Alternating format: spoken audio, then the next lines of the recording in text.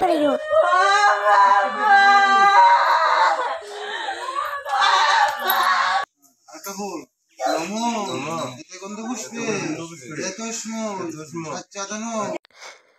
নমস্কার সবাইকে। তো তোমরা দেখতেই পাইতেছ, এটা আমার বাবার শ্রাদ্ধের কাজের ভিডিও। তোমরা এর আগে এক দুইটা ভিডিও দেখছো, আর হয়তো অনেকেই জানো যে আমার বাবা গত 6 ডিসেম্বর মারা গেছেন। তো যারা আমার পরিচিত তারা হয়তো সবাই জানেন যে আমার বাবা ওই দিনে মারা গেছেন, আর যারা অপরিচিত তারাও হয়তো অনেকেই জানেন, যারা আমার বিগত ভিডিওগুলো দেখছেন, যে আমার বাবা এই পৃথিবীতে আর নাই। গত 6 ডিসেম্বর বুধবার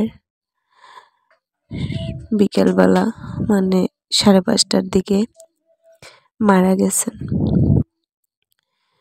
তো এই ভিডিওটা শ্রাদ্ধের দিন করা।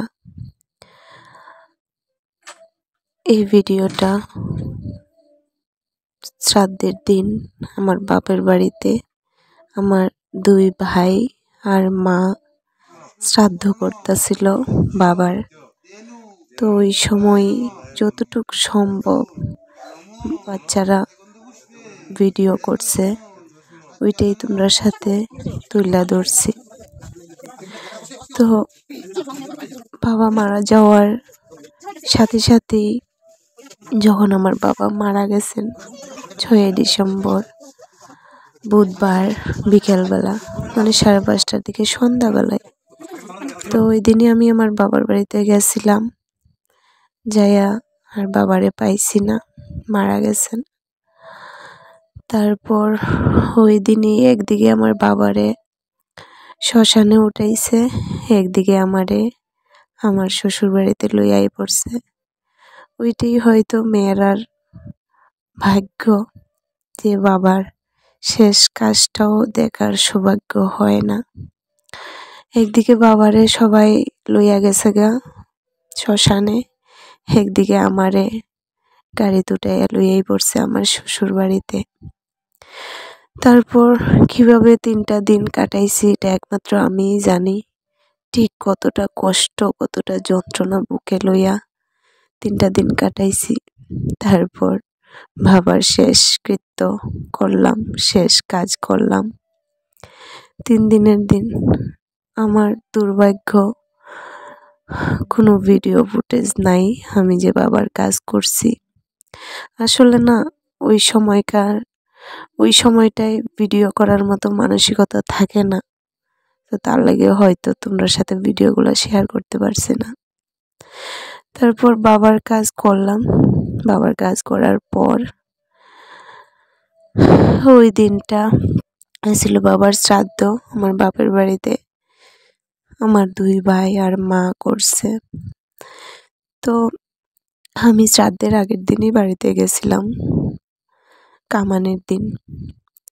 তারপর শ্রাদ্ধের দিন ভোরবেলা সবাই ঘুম থেকে উঠছে, ব্রাহ্মণ অন্ধকার থাকতে আইছে। আওয়ার পর শ্রাদ্ধ অনুষ্ঠান শুরু হইছে, আর একদমই ঠান্ডা ছিল ওই দিনটায়। ভিজা কাপড়ে মা 2 ভাই শ্রাদ্ধ করতেছিল, খুবই ঠান্ডার মধ্যে শরীর কাঁপতেছিল তারার। ওই সময়টা ছিল একদমই সকালবেলা, যে ভিডিওগুলো শেয়ার করছি তোমরা সাথে, যে ভিডিওগুলো দেখতেছ, একদমই সকালবেলা। তো তারপর অন্ধকার থেকে শুরু হইল, একদম ভোরবেলা থেকেই শুরু হইল বাবার শ্রাদ্ধের কাজ। বাবার খুব শখ আছিল গ্রামের সবাই নিয়া যাতে বাবার শ্রাদ্ধের কাজটা সম্পূর্ণ হয়, কারণ আমার বাবা খুবই একজন ভালো মানুষ আছিল। এটা শুধু আমার মুখের কথা না, গ্রামের প্রত্যেকটা মানুষ জানে। আর সত্যি কথা কইতে, আমার বাবা অসুস্থ থাকা অবস্থায় গ্রামের প্রত্যেকটা মানুষ আমার বাবারে আইয়া দেখছে, শিশু থেকে ধইরা বড় সবাই। ঠিক শ্রাদ্ধের সময়ও আমার বাবার কাজে প্রচুর প্রচুর মানুষ হইছে। আমার বাবার ইচ্ছা ছিল গ্রামের সবাইরে নিয়ে যাতে আমার বাবার শেষ কাজটা হয়। ঠিক ওই রকমভাবেই আমার ভাইয়েরা, আমার মা, আমার ভাইয়েরা সবাই মিল্লা সিদ্ধান্ত করা হইল যে গ্রামের সবাইরে লইয়া শ্রাদ্ধটা করা হইব। ঠিক ওইভাবেই গ্রামের সবাইরে লইয়া শ্রাদ্ধটা হইছে, খুব সুন্দরভাবেই হইছে। ওই জায়গাটার মধ্যে রান্না বান্না হইছে। আর ওই যে পুকুর পাড় দেখতেছো, ওই যে লাল পতাকা, ওইখানে আমার বাবারে রাখছে। আমার বাবার শ্মশান, চির ঘুমে ঘুমাই রইছে আমার বাবা।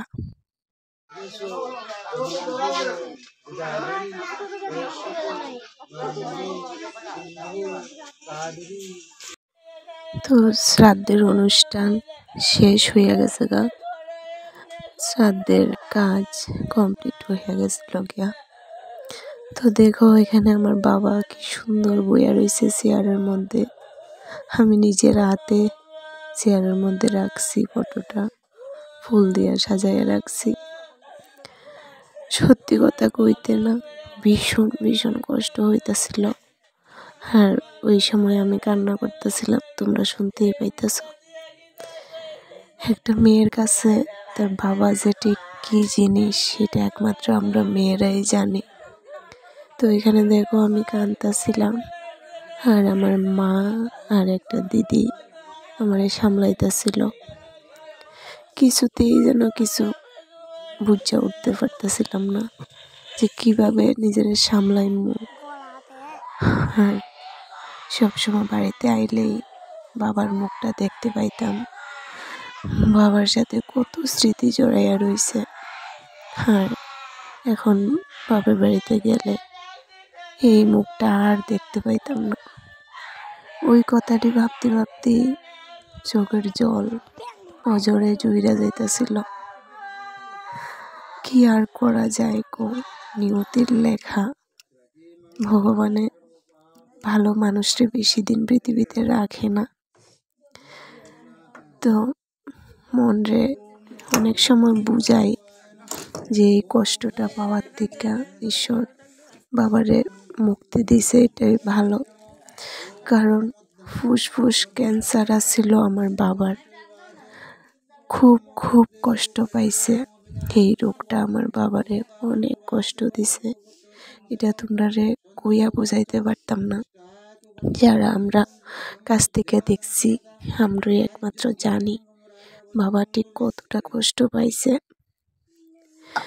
তো ওই দিনটি ভোলার মতো না। বাবার এই কষ্টগুলা নিজের চোখে দেখার মতো আসছিল না, এতটাই কষ্ট পাইয়া গেছে আমার বাবা।